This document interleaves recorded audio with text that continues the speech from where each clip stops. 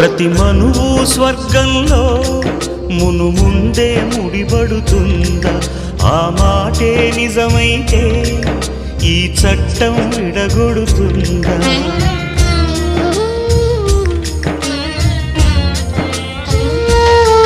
నీ రాతకు ఎంత సత్యం ఉందో చూదువు బ్రహ్మయ్యా, నీ సాక్ష్యం ఎంత విలువైందో ఓ అగ్ని చూడయ్యా. నువ్వు రామా అరుంధతి, ఇదే నీ దర్శన ఫలమైతే ఎటైనా దాగిపోవమ్మా. నిజంగా పెళ్ళికి బలముంటే సూటిగా ఇటు దిగి రావమ్మా.